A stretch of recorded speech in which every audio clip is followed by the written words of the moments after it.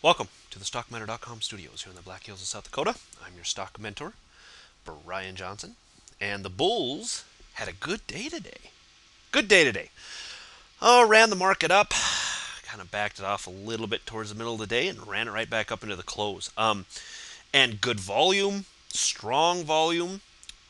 Actually, I saw a lot of strong buying coming into those stocks that were headed to the upside. So there were some stocks that were kind of laggards today, which was odd since it was pretty much straight up for the markets most of the day.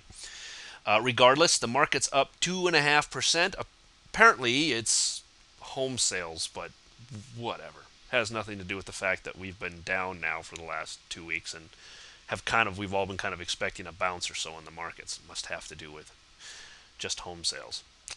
Anyway, you know how I feel about the news and the markets. The market makes the news. The news does not make the markets, not in my mind.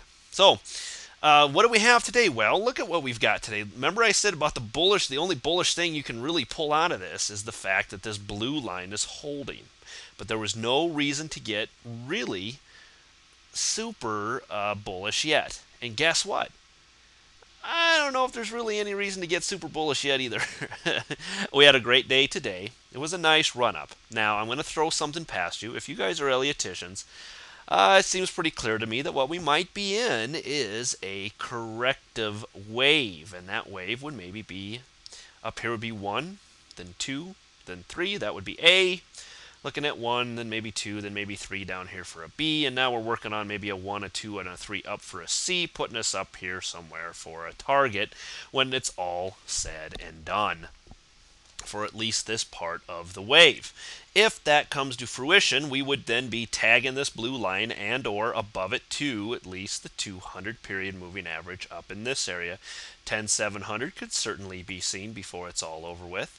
A little early to start making those type of predictions, but I'm going to do it anyway because I'm crazy like that. However, I did like what we saw today in the markets from the bull side. Strong on all the market internals and a very healthy move overall, getting above the moving averages, holding this blue line, getting above the moving averages, but coming right back into the 10,300 mark, which was one of my more bigger areas to be watching if you're going to take trades. So this will also be my line in the sand tomorrow. You get back up over 10,300. For those of you that did not catch any of the move today, I think there's opportunity there. 10,300 back to maybe the 10,450 to 10,500 range.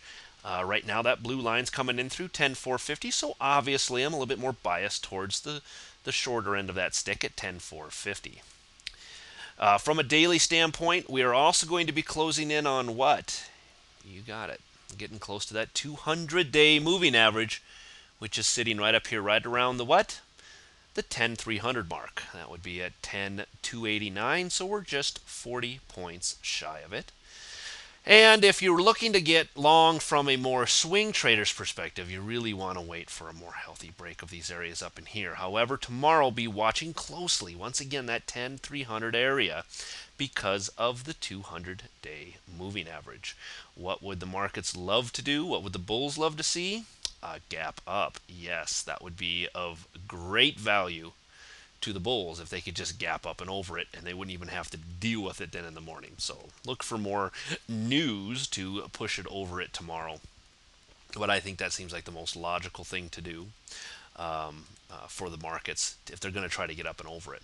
Look at the NASDAQ being strong, getting up and over this upper blue line. My blue line's all messed up here. I don't know why Stock Charts keeps doing this, but this upper blue line has now been violated. And we got it right at the end of the day. Push up and a close above. As I said, the NASDAQ, very strong indice, and showing that strength today by breaking up and over this bigger blue line that I've had drawn in for a while. Now, target to the upside, let's call it, 1920. Don't see why not. 1880 is still a very strong line of overhead resistance. So got to still respect this line for the time being. But any push up and over this tomorrow, you're still looking for an entry. I think you can run this thing back to 1920 or so. From a daily standpoint, you can see us here still stuck at the 20-day moving average and below the blue line. Really want that push up and over it. As I said, that's all now coinciding very closely with the 1880 mark. And that'll be even more true tomorrow as we get a candle that opens ever so slightly to the right of the current candle we're looking at. We get a push up and over that 1880, and I think it will make this 1900 and maybe even the 1920, 1925-ish mark before it's all said and done with. Potentially even more. We could definitely make this 50-day moving average. With the NASDAQ being as strong as it is and always being ahead of the other indices when it comes to these type of moves, no reason to think that that can't happen. From a weekly standpoint, look how now we are testing the 20-week moving average. We'll see if that holds. Going to give it one more day, and by the end of tomorrow, we should have a much better idea of where we could be heading. Maybe this is the bounce. Everybody's been talking about it. This could be it. This is certainly the best life I've seen from the bulls for the past few weeks. So I would not be surprised to see that bounce happen here. Everything looks good so far. That 20-week moving average, 1886. I can't see those lines through it, but I think it's right around that 1886 mark. So once again, still flirting with the 1880-ish area. SPX on a 60-minute, also little 123A, 123B, and now maybe working on a 1, 2, 3 for a potential C. Coming into, I don't know, this area up in here someplace for your overall target on that particular move, if that turns out to be a valid move. What do we got to do first? We got to get up and over 1105 and ultimately this blue line. With the NASDAQ doing it today, did it at the end of the day, so I don't know if I want to get real sold on it yet, but got to respect it, call it what it is. The charts are what they are. Whether or not I want to leave my bias in it or not makes no difference. So got to call it what it is, and the NASDAQ strong. It has broken the blue line. If it is a leader in the market, these will all follow as well, and we will see a break of this blue line. That's going to be right at around the 1110 area, so be watching that closely if and when we approach that. We may see that tomorrow sometime. From a daily standpoint, also coming right back up, and we'll have to work on the 200-day moving average. Right above it at 11:15 is the 20-day moving average, along with the crisscross of the blah, blah, blah. 11:30 above that area for you more longer-term swing traders. If you really want to see this thing get somewhere, I would just wait for it to get above all of this overhead resistance. Weekly standpoint, okay, we're holding the 50-week.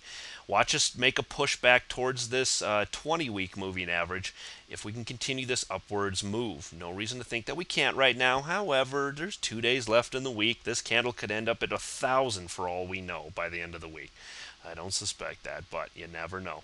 I would expect to see maybe a teeny bit more of a move towards the upsides. Things certainly look good right now, and I think a break above that 1110, 1120-ish area probably confirms a little bit of a bounce in the markets here, and 1130-ish would be one of my areas to be watching into the end of the week. VIX is also confirming with a move down today by 15% and coming back into the yellow zone. Yes, so we're finally, now this hasn't closed yet. This isn't the weekly candle hasn't closed, but we are out of the red zone, kind of coming back into the yellow zone. We may still have another 5 points to drop before we hit some really, did I say really? Heavy support for the VIX back in this area. Apple on a 60-minute was one of them that went nowhere